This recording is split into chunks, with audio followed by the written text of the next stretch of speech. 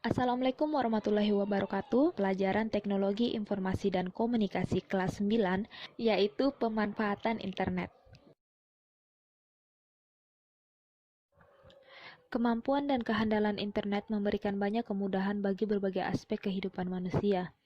Internet dapat menjadi sumber informasi dan sarana komunikasi yang mudah dan cepat.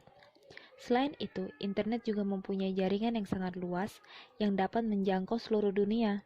Hal ini membuat internet banyak dimanfaatkan untuk menunjang kehidupan manusia.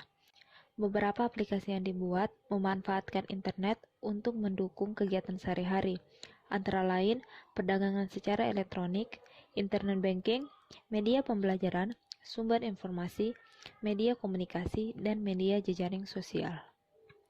Berikut adalah beberapa aplikasi yang memanfaatkan internet. Yang pertama yaitu e-commerce atau perdagangan secara elektronik adalah perdagangan yang dilakukan dengan memanfaatkan jaringan telekomunikasi, terutama internet. Perdagangan secara elektronik memberikan keuntungan baik kepada perusahaan maupun kepada konsumen.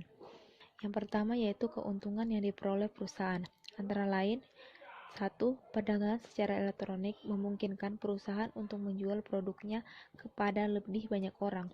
Dengan kata lain, perusahaan dapat menjangkau pasar yang lebih luas. Yang kedua yaitu perusahaan tidak perlu membuka banyak cabang distribusi. Yang ketiga, mengurangi biaya yang dikeluarkan perusahaan karena perusahaan tidak perlu menyediakan toko yang besar dan pegawai yang banyak. Yang keempat, biaya yang dikeluarkan perusahaan dapat dikurangi sehingga barang dapat dijual dengan harga yang rendah. Akibatnya, lebih banyak konsumen yang dapat menjangkau harga barang tersebut. Barang menjadi lebih banyak laku. Yang kelima, barang yang dijual lebih mudah dapat meningkatkan daya saing perusahaan.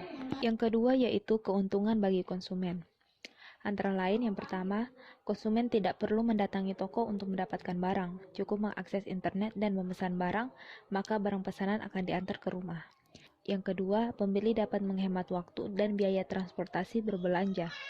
Yang ketiga, mempunyai lebih banyak pilihan karena dapat membandingkan semua produk yang ada di internet. Yang keempat, dapat membeli barang yang terdapat di negara lain, yang di dalam negeri mungkin saja belum tersedia. Dan yang kelima yaitu harga barang yang dibeli menjadi lebih murah. Yang kedua yaitu internet banking. Internet banking adalah layanan untuk aktivitas perbankan yang dilakukan dari rumah, kantor, atau tempat-tempat lain dengan memanfaatkan internet. Internet banking memberikan keuntungan kepada nasabah bank karena mereka tidak perlu lagi datang ke bank untuk melakukan transaksi perbankan. Hal ini akan menghemat waktu dan biaya perjalanan bagi nasabah. Keuntungan yang lain, nasabah dapat melakukan transaksi perbankan kapan saja dan dari mana saja, asal tersedia koneksi internet. Bagi nasabah yang merupakan pebisnis, internet banking memberikan kemudahan transaksi bisnis yang akan berakibat pada semakin banyak transaksi bisnis yang akan dapat dilakukan dan berarti semakin banyak keuntungan. Adapun bagi pihak bank, internet banking memungkinkan bank untuk mengurangi biaya operasional. Internet banking akan mengurangi nasabah yang datang ke bank sehingga bank dapat menggunakan kantor yang lebih kecil dan pegawai yang lebih sedikit. Kedua hal tersebut menyebabkan bank dapat mengurangi biaya sewa, tempat, dan gaji karyawan.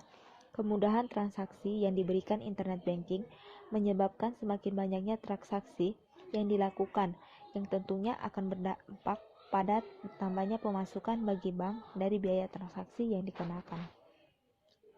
Transaksi yang biasanya dapat dilakukan melalui internet banking adalah transfer uang, pengecekan saldo, pemindahan buku, pembayaran tagihan, informasi rekening, pembukuan rekening online, pengecekan saldo, dan sebagainya. Transaksi yang berhubungan dengan penyetoran dan pengambilan uang dilakukan dengan cara biasa, yaitu melalui teller bank atau ATM. Yang ketiga yaitu media pembelajaran. Belajar jarak jauh dilakukan dengan cara belajar mandiri. Pihak penyelenggara belajar jarak jauh mengirimkan bahan-bahan pelajaran berupa buku-buku, kaset, dan video kepada para siswa atau mahasiswa untuk dipelajari.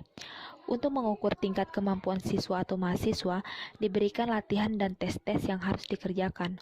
Latihan atau tes-tes tersebut harus dikerjakan dan dikirimkan kembali oleh para siswa dan mahasiswa. Selain itu, internet juga memungkinkan terjadinya komunikasi dengan tatap muka melalui telekonferensi.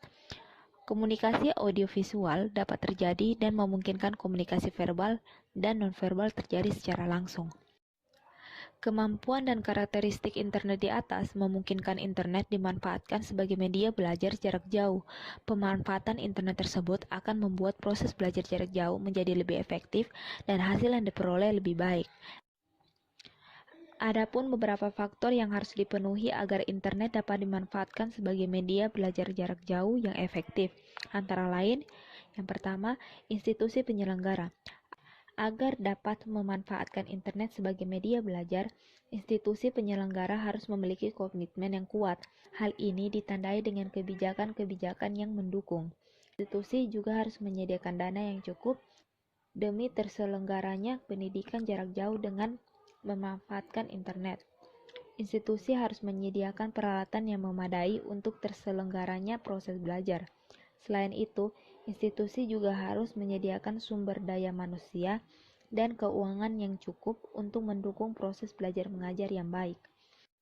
Yang kedua yaitu pengajar. Keberhasilan proses jarak jauh sangat bergantung pada para pengajar. Para pengajar harus mempunyai komitmen untuk memberikan yang terbaik bagi berhasilnya proses belajar mengajar. Para pengajar harus mengemas materi pelajaran agar menarik dan mudah dipahami. Karena bagaimanapun belajar melalui internet tidaklah sama dengan belajar dengan cara konvensional. Para pengajar juga perlu dibekali kemampuan teknis internet yang cukup dan pemahaman yang cukup akan sistem yang digunakan. Dengan demikian, para pengajar dapat mengembangkan metode dan strategi pengajaran yang lebih efektif. Yang ketiga yaitu siswa atau mahasiswa. Siswa atau mahasiswa harus mempunyai komitmen dalam proses belajar mengajar. Selain itu, siswa atau mahasiswa harus dilengkapi dengan kemampuan untuk menggunakan internet. Dengan demikian, siswa dapat berpartisipasi aktif dalam proses belajar yang dilakukan. Yang keempat yaitu teknologi. Teknologi juga merupakan faktor yang penting bagi terselenggaranya belajar jarak jauh dengan menggunakan internet. Teknologi yang ada saat ini memungkinkan dibuat sebuah aplikasi belajar jarak jauh yang cukup memadai. Pemanfaatan teknologi dan aplikasi yang tepat akan membuat proses belajar jarak jauh dapat terselenggara dengan baik dan mencapai hasil yang maksimal. Selain sebagai sarana penunjang pembelajaran jarak jauh, internet juga dapat digunakan sebagai media pembelajaran langsung. Yang keempat yaitu sumber informasi. Internet banyak dimanfaatkan sebagai sumber informasi.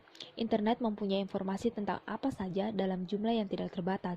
Sebagai pengguna, kamu dapat memanfaatkan internet untuk mencari informasi apa saja yang kamu butuhkan atau inginkan. Misalnya, informasi tentang cuaca, kuliner, politik, ekonomi, wisata, teknologi, hobi tertentu, olahraga, dan sebagainya. Yang kelima yaitu media komunikasi. Internet merupakan media komunikasi yang sangat handal dan mudah. Dalam hal ini, komunikasi terbagi menjadi dua, yaitu komunikasi satu arah. Jika ingin mengirimkan informasi ke semua orang, kamu dapat menempatkan informasi tersebut di sebuah halaman web dan informasi akan dapat diakses oleh semua orang di seluruh dunia. Jika ingin mengirimkan informasi ke orang-orang tertentu saja, kamu dapat menggunakan email untuk mengirimkan informasi tersebut ke orang yang bersangkutan. Internet juga memungkinkan komunikasi dengan mode dua arah. Kamu dapat menggunakan aplikasi chatting atau video. Aplikasi chatting atau video tersebut dapat kamu lakukan dengan menggunakan layanan-layanan yang sudah ada di internet seperti layanan dari Yahoo Messenger atau Skype. Yang keenam yaitu media sosial networking online. Situs jejaring sosial online dapat dibedakan menjadi dua. Yang pertama, situs jejaring sosial yang mengkhususkan untuk komunitas tertentu saja. Dan yang kedua, situs jejaring yang terbuka untuk semua orang. Kehadiran berbagai situs jejaring sosial di internet memungkinkan internet kemudian dimanfaatkan sebagai media untuk membangun hubungan sosial secara online. Internet digunakan sebagai media untuk membangun komunitas-komunitas sosial. Komunitas-komunitas online ini umumnya dibangun karena kepentingan dan ketertarikan yang sama, seperti hobi, agama, politik, latar belakang, dan sebagainya. Dengan menjadi anggota komunitas dalam sebuah jejaring sosial online dapat memberikan banyak manfaat, seperti mendapatkan informasi dan pengetahuan baru tentang sesuatu yang menarik, berbagai pengalaman, dan mendapat teman baru maupun teman-teman yang sudah lama tidak berhubungan. Jejaring sosial juga mempunyai bahaya yang harus diwaspadai, seperti pencurian data dan penyebaran virus. Bahaya lain yang lebih besar adalah munculnya individu-individu yang sering melakukan penipuan dan penculikan yang menjadi anggota komunitas jejaring sosial sebagai sasaran. Cukup sekian pembahasan materi pada pertemuan kedua. Untuk pertemuan selanjutnya akan dibahas di next video. Terima kasih. Wassalamualaikum warahmatullahi wabarakatuh.